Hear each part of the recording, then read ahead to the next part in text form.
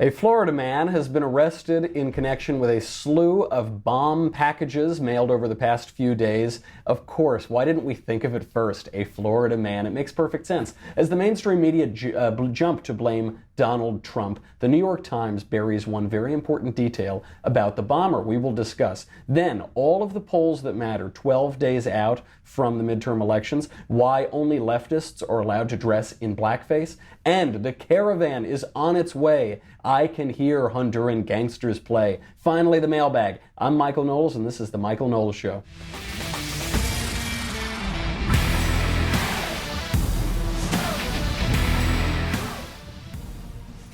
More bombs being delivered. They finally got the guy. He seems like a total weirdo, as you might imagine.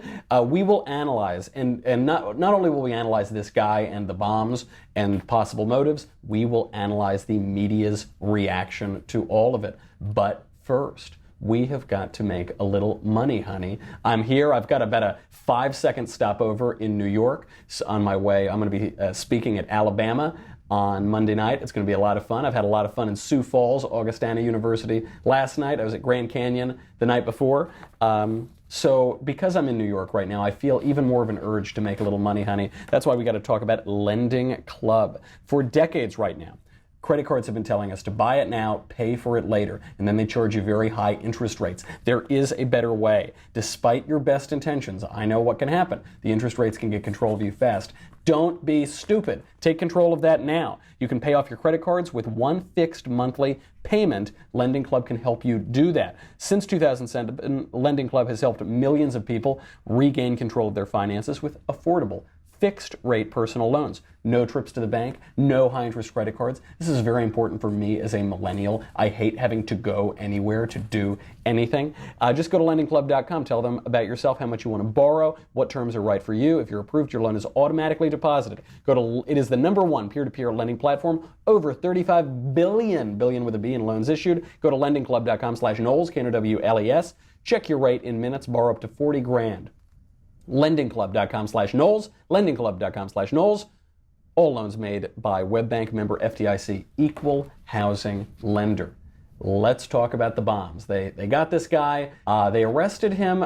Honestly, there are more questions than answers at this point, but good job on law enforcement for tracking him down.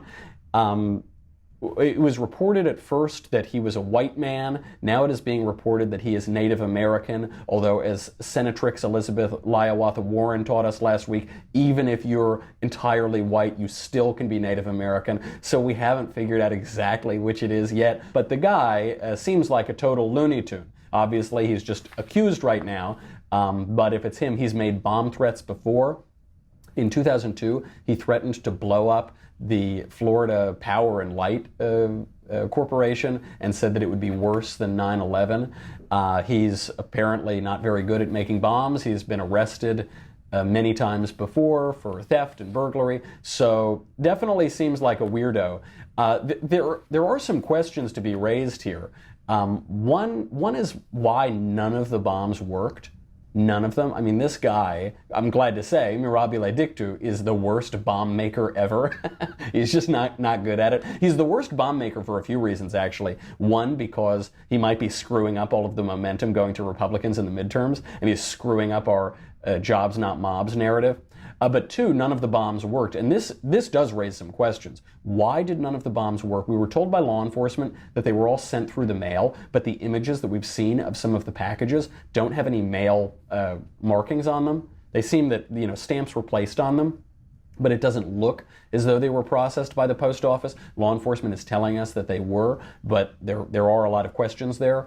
So there were a few theories. I felt there were 4 theories about who was doing this. We still don't really know much about this guy, so I guess all of them are still in play. The most generous theory for the left is that it's a wacky right-winger who doesn't want to cause actual harm. So when he was found in like the creepiest van you could ever imagine, and the van had all of these stickers on it, all of these right-wing pro-Trump stickers on it, and they were all really nicely done, seemed quite new, and it seemed a little on the nose, not to be a conspiracy theorist or anything, but you just think, all right, if you want a guy to seem like a right-winger, you'd put all of these brand new stickers like, I voted for Trump on it. So I felt that was the most generous to the left, and probably though that's unlikely, that he doesn't want to cause actual harm.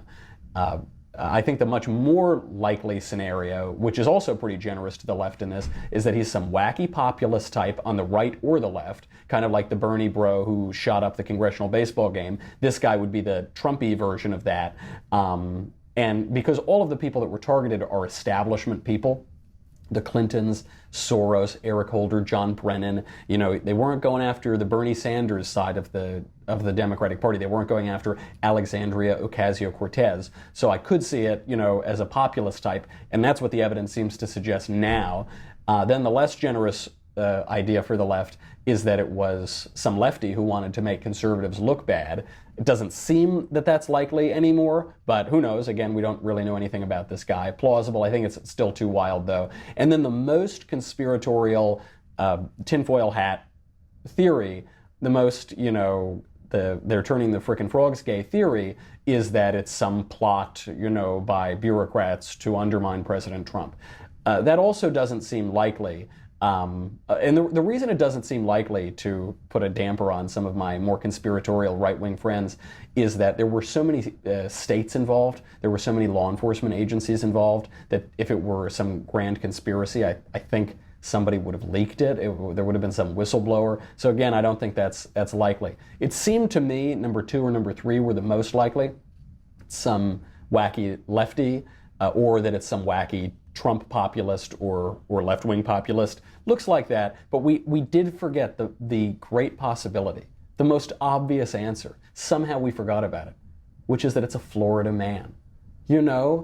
It's always Florida man. That guy, he must never sleep. Florida man just flits about doing the craziest things, including sending horribly constructed bombs to politicians. And what's weird too about the bombs is that they had a digital clock on a number of them. Some of them apparently weren't even able to explode.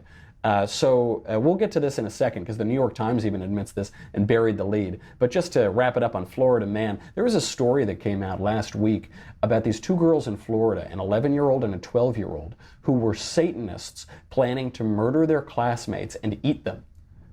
That's true. That's not hyperbolic. The story came out. Here's a quote from the news headline.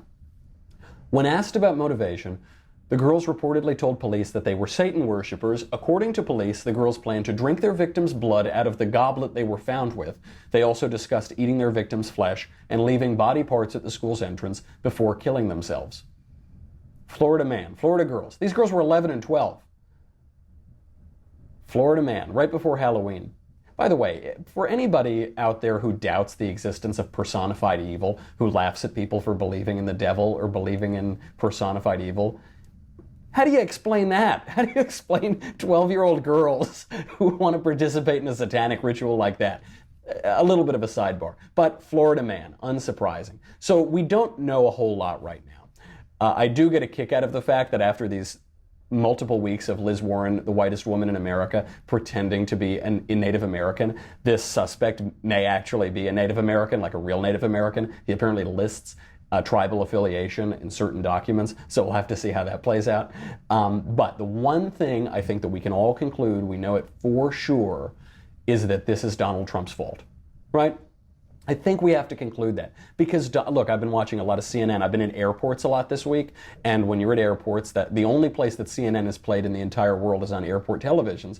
And they told me it's Trump's fault because apparently, I don't know if you know this, Trump has had a lot of violent rhetoric.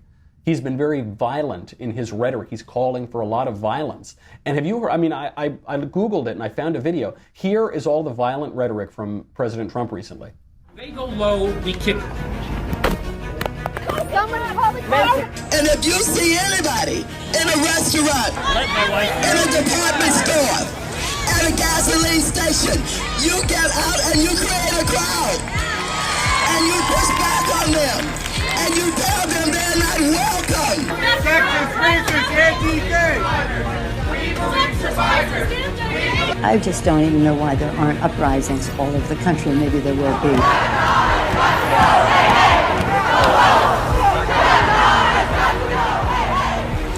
You cannot be civil with a political party that wants to destroy what you stand for, what you care about. Get up and please get up in the face of some Congress people. Is this the quote-unquote mob? Wow, that's so weird. Donald Trump sounds a lot like Spartacus, doesn't he? I've never heard President Trump sound so much like Tears of Rage Spartacus. Oh, no, wait a minute. That wasn't Donald Trump. That was all Democrats. That was all major Democrat officials, including their most recent presidential nominee, calling for violence. Nevertheless, all we're hearing from the mainstream media is that President Trump has created a culture of violence. We'll get in a minute to why that is so insidious. But here is what Donald Trump is actually saying. More broadly, there's much we can do to bring our nation together. For example, those engaged in the political arena must stop treating political opponents as being morally defective. Have to do that. The language of moral condemnation and destructive routine, these are arguments and disagreements that have to stop. No one should carelessly compare political opponents to historical villains, which is done often, it's done all the time. Got to stop. We should not mob people in public spaces or destroy public property.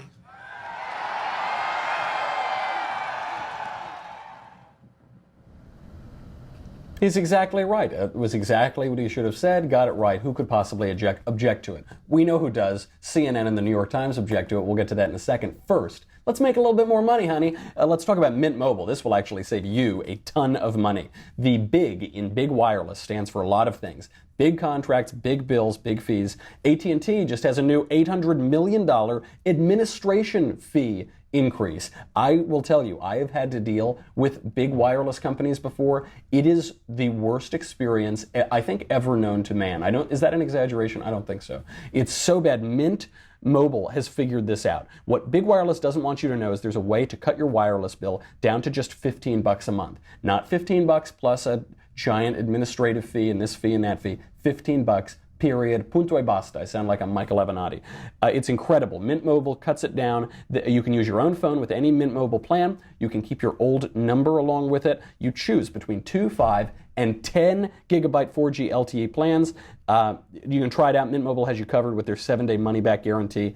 Outfox Big Wireless. You can cut down.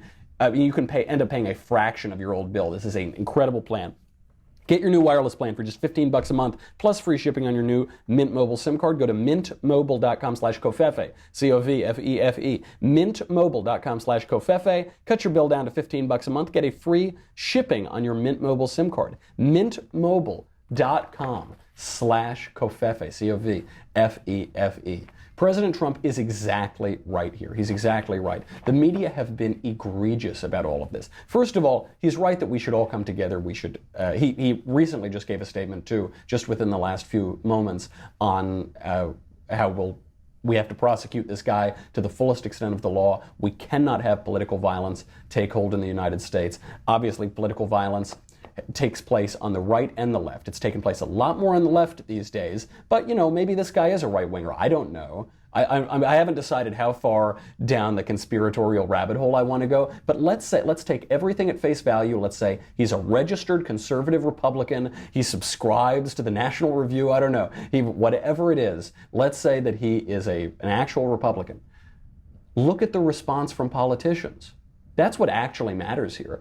When the left was being violent, going to Republicans' houses, going to assault them in public, at restaurants where they eat, where they sleep, how did the Democrat Party respond?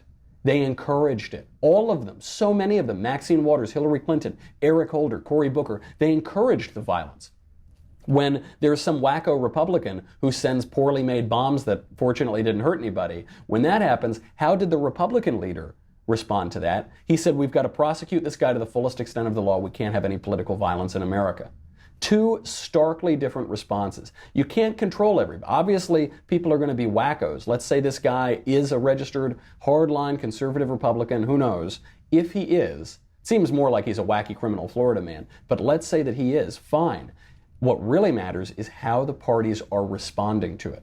The left, the mainstream media, which is just the talking, the microphone, the loudspeaker of the Democratic Party, they're encouraging the violence. The conservatives and Republicans are discouraging the violence and encouraging prosecuting people who commit violence. Absolutely. CNN today, before they caught the guy, they ran a headline. This is maybe the most egregious one I've seen in the last week. I don't know. CNN always outdoes themselves week over week.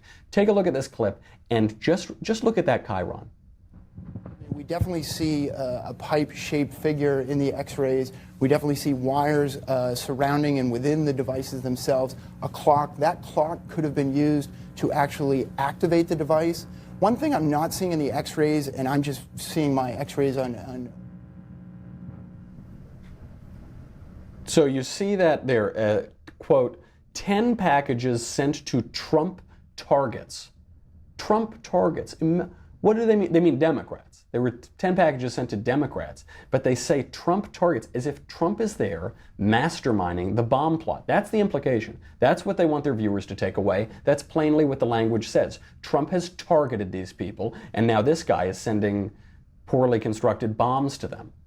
That's the implication. And that's just a flat lie. And the New York Times complains when we call them fake news. They say, we're an apple, we're a banana, whatever that commercial was. That is fake news. That's a lie, and it's libel. I mean, that is true calumny against the president. The New York Times was a little better. Their headline was just as egregious, but you got to watch how the New York Times writes. So the New York Times headline on this was, quote, pipe bombs sent to Democrats and Trump critics.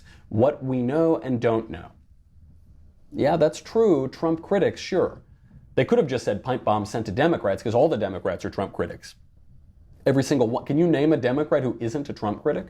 No. But they wanted to get that in there to link Trump to it. At least it's a little better than CNN.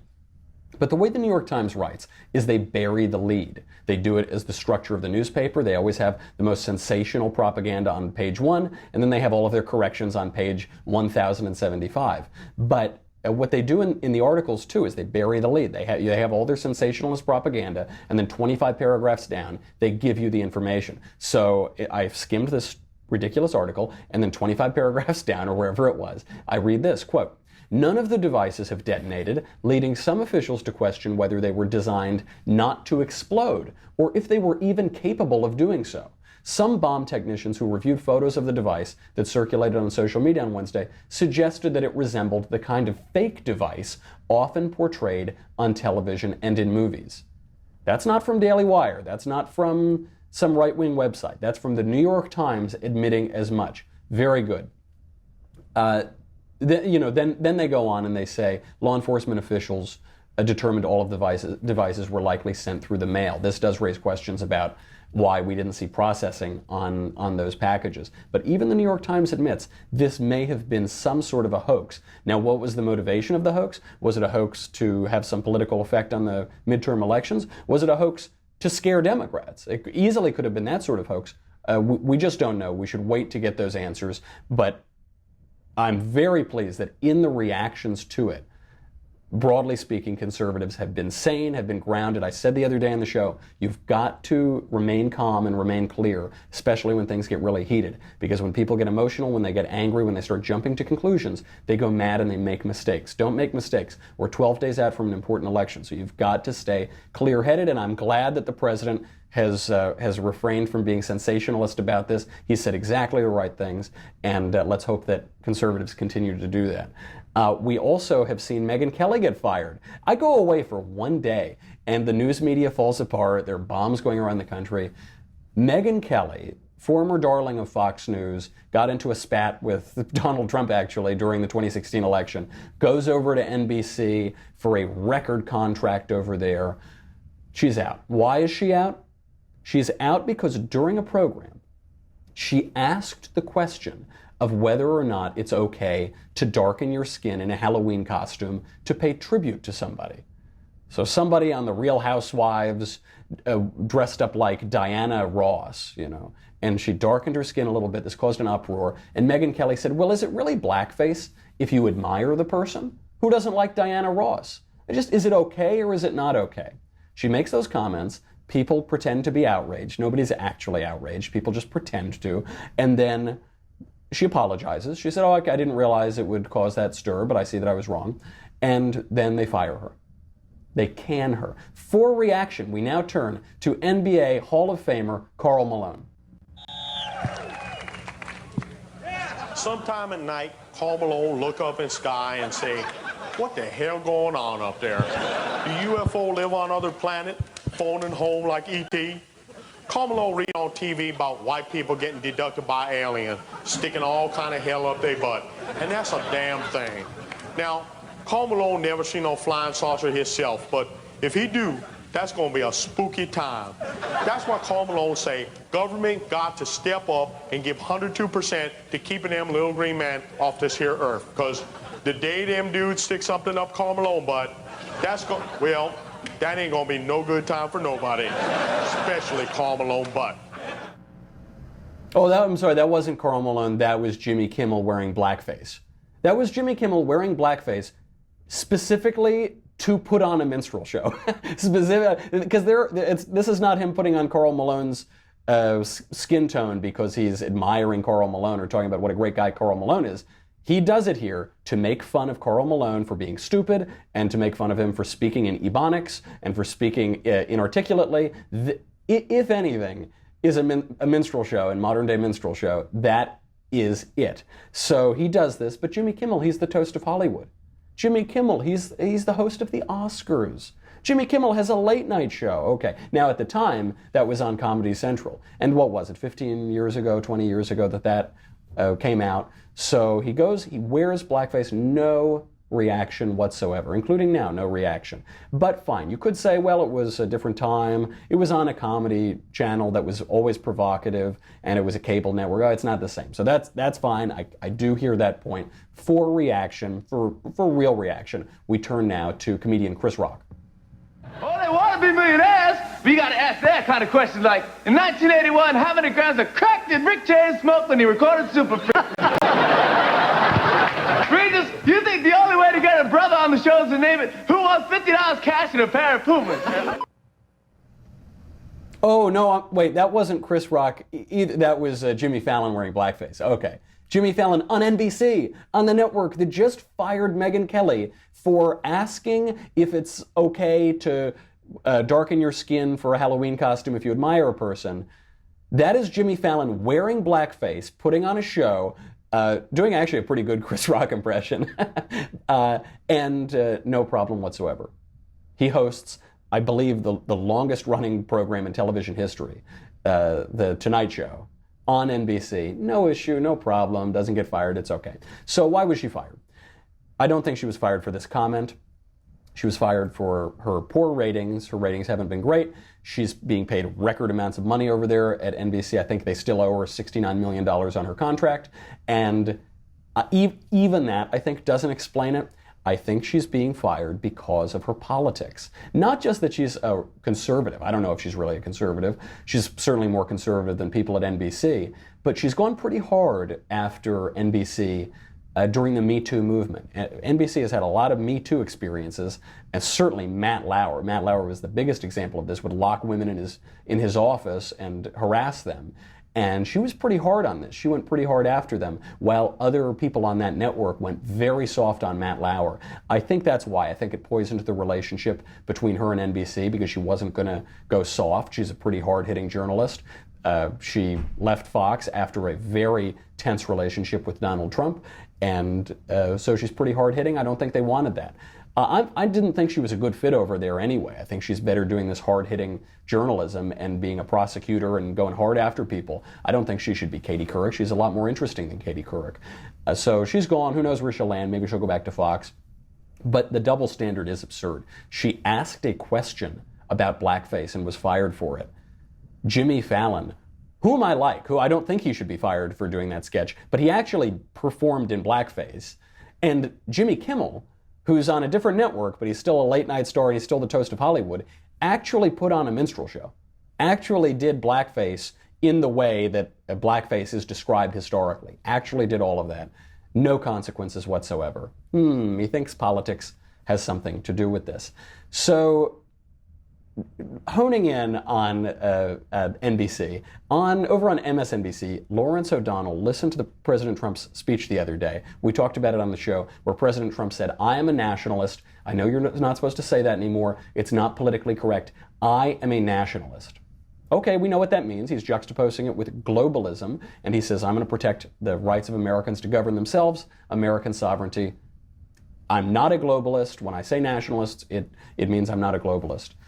But Lawrence O'Donnell on MSNBC, he has the real, he knows what that really means. Take it away, Mr. O'Donnell. Donald Trump knows exactly why you're not supposed to use that word. And that is exactly why he is using that word. And by telling his audiences that he knows he's not supposed to be using that word, he is telling them that he is brave enough and bold enough to use the word. He is brave enough and bold enough to use a 21st century variation of the word racist because he wants Trump voters to know that he hates the people they hate. A majority of Americans reject all of this vile Trumpism, all of it. Nationalist apparently means racist to Lawrence O'Donnell, because to the left, anything they don't like is racism. Racist is just the word that they substitute for evil. They think of them as synonyms. So they say, oh yeah, it's evil. If Trump does it, it's evil. Now, of course, this isn't the case. Moses was a nationalist. Nationalism has a long history. We talked to Yoram Hazony, who wrote that great book, The Virtues of Nationalism. But that's what they're saying. They're saying it's racism, it's racism, it's racism. They're always playing the race card. I don't think it really works. One, the Democrat Party is losing its hold on racial minorities. And two, we're seeing the failure of globalism hurtling toward us in this migrant caravan that's coming toward the border. This is a big winning issue for the GOP and for conservatives. If we can we check in right now on the migrant caravan?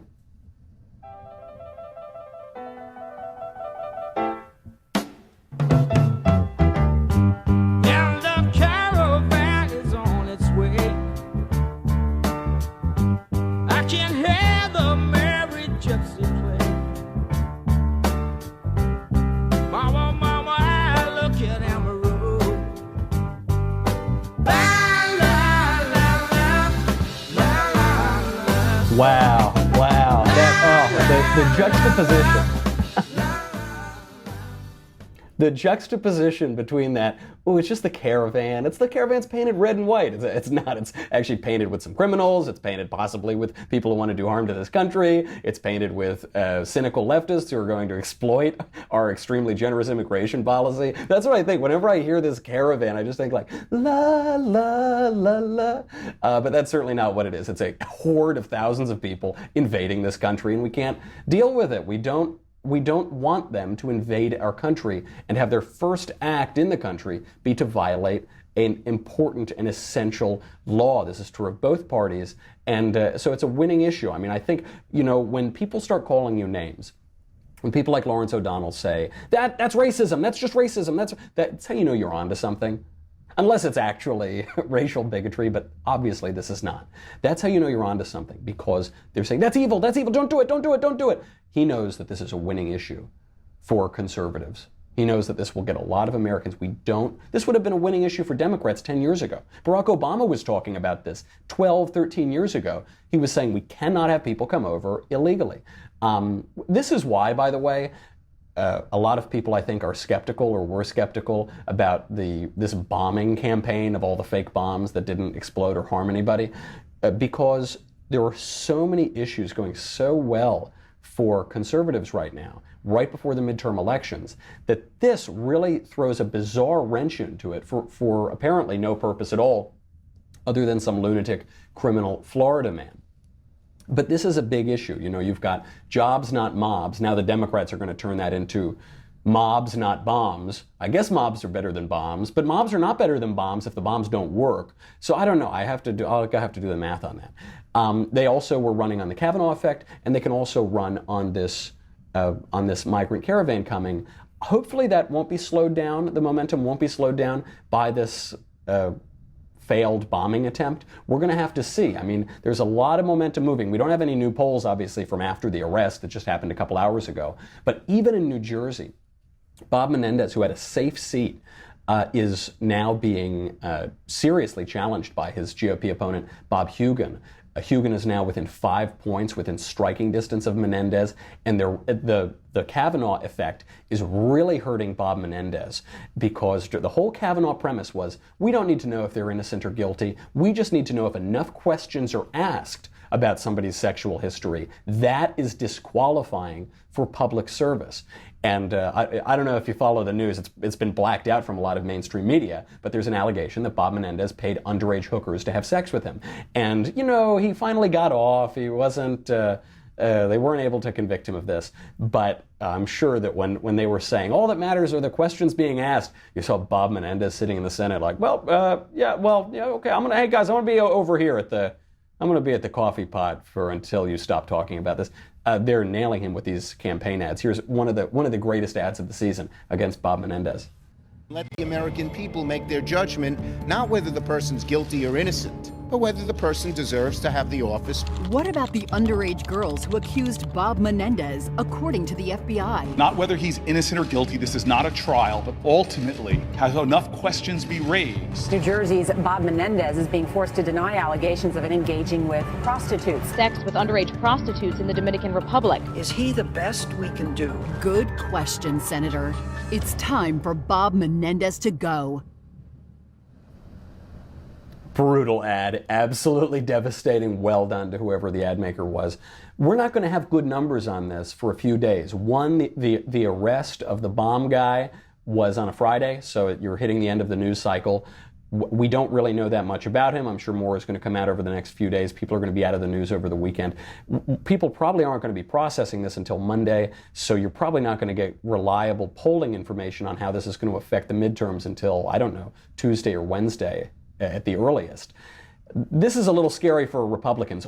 All that matters are the trend lines when you're looking at polling. It doesn't matter what the numbers are when you're 2 weeks out from the election. It's all about the trend lines, because unless somebody starts sending bombs to people, and unless that really matters to voters, the trend lines aren't going to reverse. So the trend lines were all going in the GOP direction. Who knows? I don't know what's going to happen now. If you'd asked me before they caught this bomb guy and it looks like he's a populist right-winger, whatever that means, he's obviously deranged too and probably living in a van, but before that happened, I would have said everything, it's unstoppable for the Republicans to stop this blue wave. Now I don't know. If the trend lines reverse because of this bomb thing, I can't see them reversing again. It's hard to outdo a dozen fake bombs being sent around. So we're just going to have to see what happens with that. We've got to get to the mailbag, but first, don't miss our next chapter of Another Kingdom, performed by little old me. Today, it will be live streamed for the first 15 minutes of episode 4, which is titled Worst Homecoming Ever. Then you can listen to the audio, but subscribers to the Daily Wire can get Another Kingdom on Monday. They get it several days early. You get to watch the whole thing. There's super cool art this year and cool sets, so go on over there. You need to subscribe too, because you'll get me, you'll get the Andrew Clevin Show, you get the Ben Shapiro Show, you get to ask questions in the mailbag, which we're just getting to, you get to ask questions in the conversation, you get a ton of stuff. But you also get the Leftist Tears Tumblr. That's not what this is. This is a Grand Canyon University Tumblr. I left my Leftist Tears Tumblr in Los Angeles, and I'm almost drowning. They were kind enough to give me this Tumblr. It was very sweet of them. It's not cutting it. This isn't built for leftist tears. It can't sustain the high levels of salt, the high acidity of those leftist tears. And even that sweetness, it's like, I don't know, what is that type of corn, that popcorn where it's both sweet and salty? That's what leftist tears are like kettle corn. Go to dailywire.com, get yours. We'll be right back with the mailbag.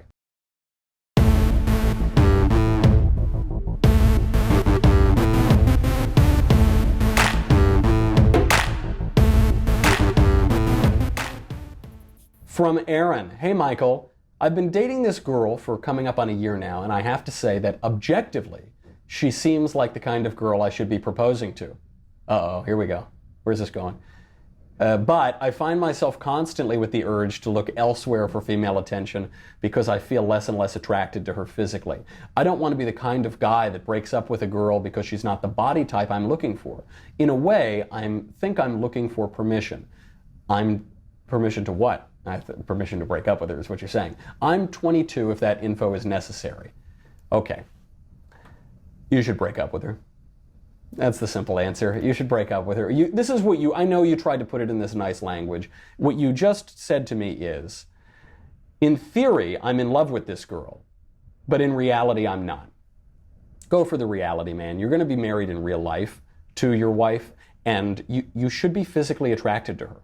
You really should. I don't want to tell any tales out of school, you know. I don't want to, I invite you into my boudoir enough when I'm selling you purple mattresses. Sweet little Elise is a real looker, you know. I mean, that's a big deal. That's a big deal. You're a man. You have red blood. You have to be attracted to your future wife or fiance or girlfriend. You have to be attracted to her. That doesn't mean, by the way, that she's got to be a supermodel or she's got to have one particular body type or this or that. That's not how attraction works. You can find yourself extraordinarily attracted to some aspect of her personality that maybe overwhelms physical attributes that you're not as physically attracted to. Okay, fine, that totally makes sense, but there has to be an attraction. You're not starting a business with somebody. That's not all you're doing, at least. You know, there's one part of marriage where physical attraction really matters, so you can ask your parents about that one. So you've got to be physically attracted to her. That doesn't make you shallow. You'll be physically attracted to someone else, and it's not fair to her. Like you're pitying her, like she's a charity case or something. No, she sounds like a great girl. I'm sure that she'll meet some other guy. But if you really find that you're unattracted to her, then you shouldn't marry her. Now, maybe, I don't know, maybe you're exaggerating it. Maybe it's this. I don't know. Don't try to plan out your marriage on paper, like you're writing a doctrine. Like this is what my marriage is going to look like. There's that great Yiddish expression, Mensch tracht, Gott lacht, man plans and God laughs. You know, Cole Porter didn't sing, let's do it, let's be in a relationship where you have all of these attributes that I think will go well in a wife. He didn't. He said, let's do it, let's fall in love. That's what you should do. You should fall in love. If you haven't fallen in love, find somebody else. From Wesley. Hello to the execrable Michael Knowles. Hey, Wesley. Great job at Politicon. I watched both your panels and you did an amazing job of staying composed when antagonized. I occasionally have discussions with those on the left, and I have a hard time staying composed when they fling lies and idiocy. My question is, was that always part of your demeanor, or did you have to learn it? If the latter, how'd you go about that? I usually keep my cool.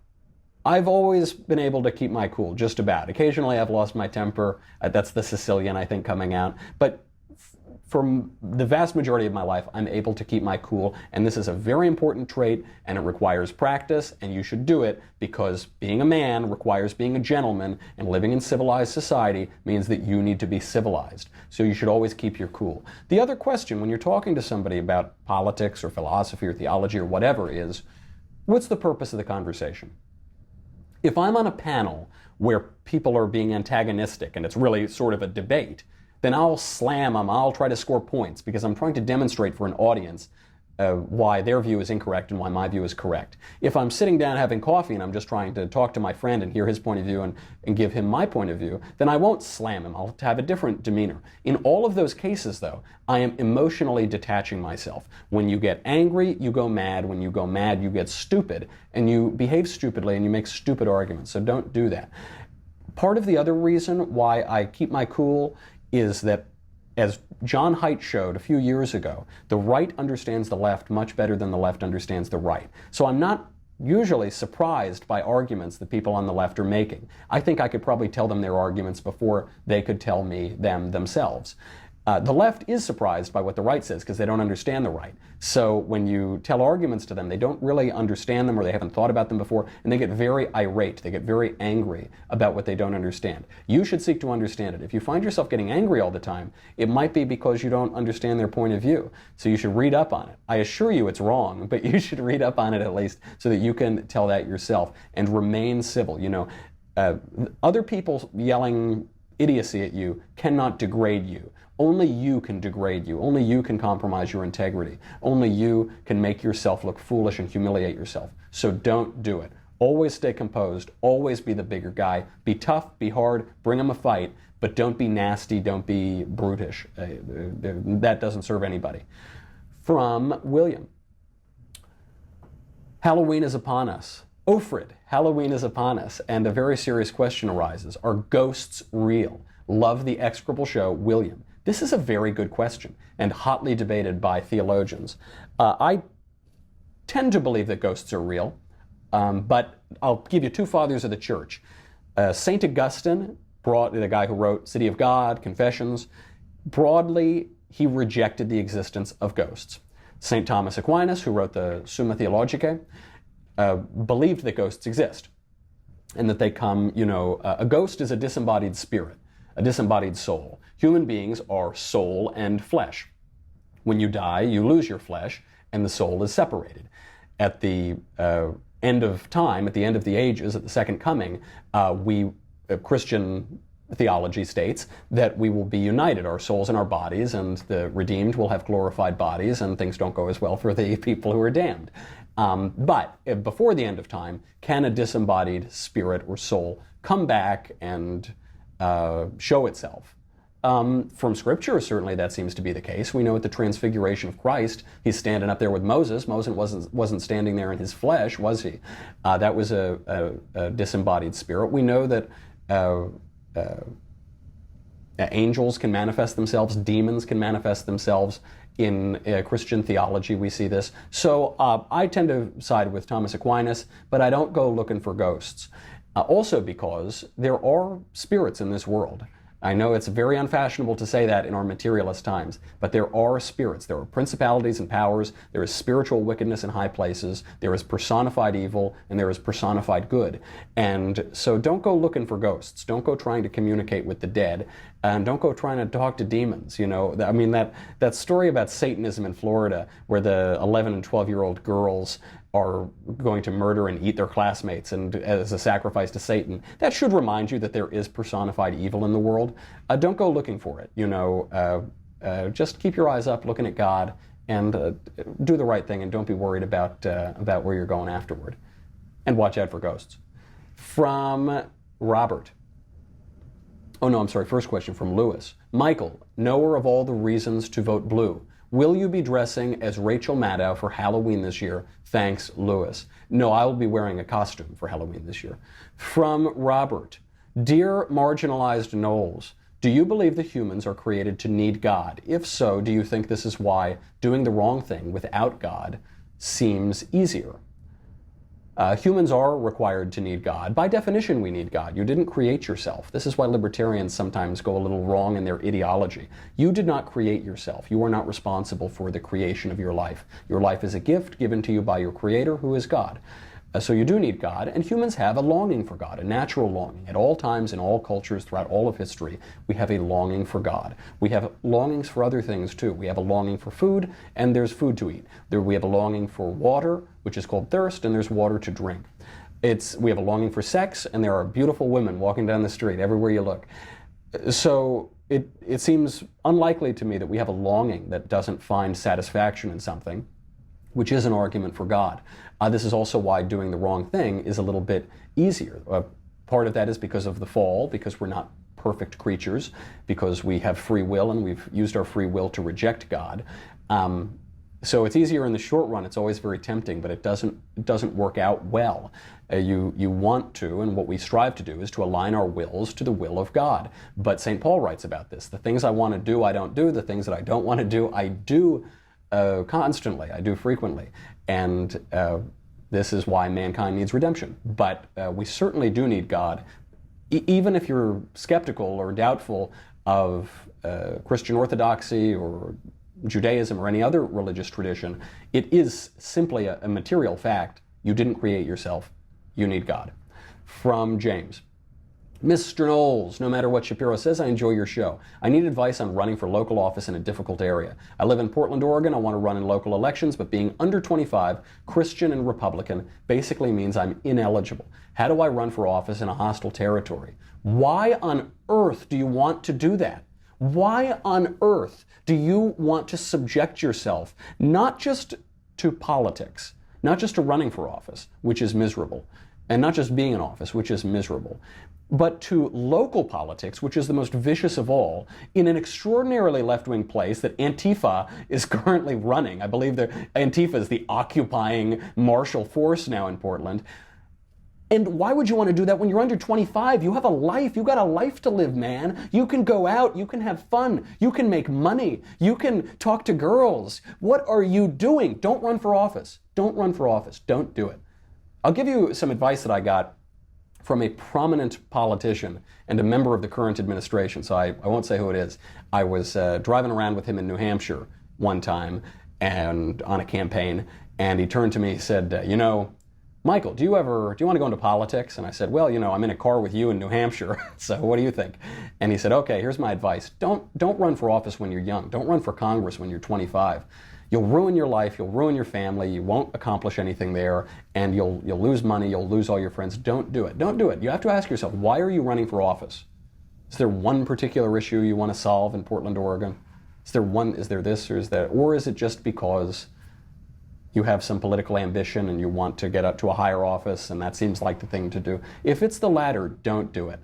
There are better ways to make an impact, and there are better ways to have a life, and there are better ways than to run for office right away. And if you do want to run for office, which can be a noble calling, you should do it when you've got some experience and when you can do it yourself and you don't have to dial for dollars and you don't have to make yourself beholden to a lot of other interests. Just my 2 cents. Do we have time for one more? I'll do one more. We don't, but I'll do one more anyway. From Patrick. Knowles, I heard some person arguing the other day that people who are pro-life are also for the death penalty are hypocrites. How do you object to this? Thanks. Hashtag came for Ben, stayed for Knowles. Yeah, good man. It's a stupid point. I don't know. How do I respond to that? How do I respond when people say to me, blah, blah, blah, blah, blah? I don't respond to it. I say, okay, yeah, that has no semantic value, what you've just conveyed. I think the confusion among people is from the slogan, pro-life. It's a good slogan, and it says broadly what we mean. But what we really mean is that we object to the killing in the womb of unborn babies without due process who are utterly innocent. We object to that. Of course we object to that. There's no refutation of that objection. It's an evil, awful thing that is indefensible. So we object to that. They say, well, but so you support punishing criminals? Yes, I support punishing criminals. You think that the state has the ability, has the right to punish criminals? Yes, of course. That's the definition of government. That's the definition of a justice system. Well, okay, you can punish them, but they shouldn't be able to kill them, should they? Why is it okay for the state to take someone's entire life away, keep them in prison for 60 years behind bars in solitary confinement, but it's not okay to kill them?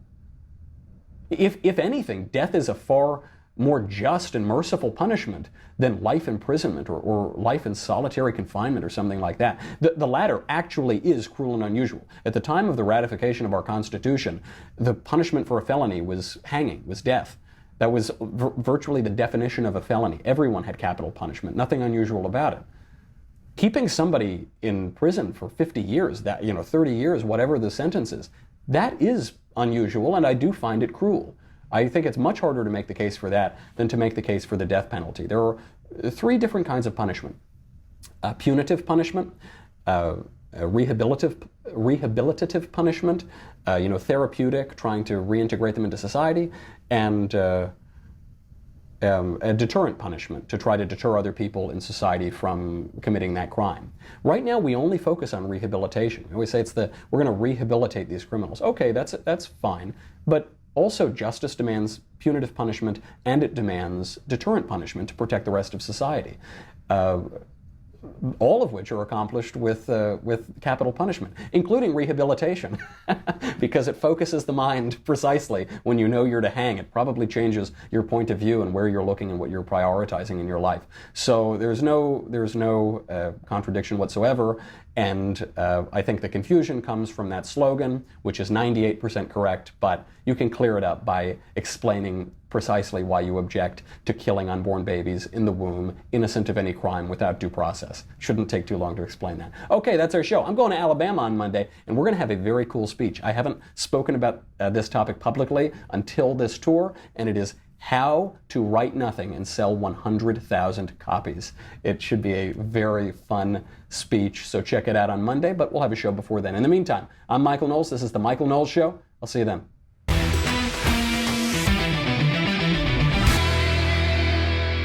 The Michael Knowles Show is produced by Senia Villarreal, executive producer Jeremy Boring, senior producer Jonathan Hay, our supervising producer Mathis Glover, and our technical producer is Austin Stevens.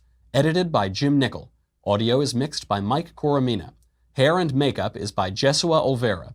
The Michael Knowles Show is a Daily Wire Forward Publishing production. Copyright Forward Publishing 2018.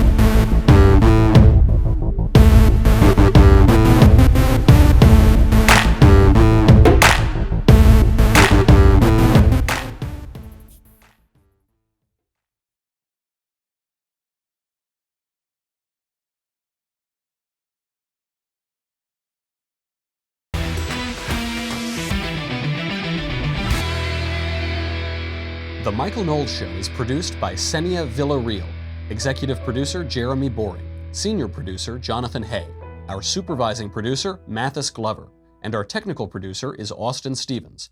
Edited by Jim Nickel. Audio is mixed by Mike Coromina. Hair and makeup is by Jesua Olvera. The Michael Knowles Show is a Daily Wire Forward Publishing production. Copyright Forward Publishing 2018.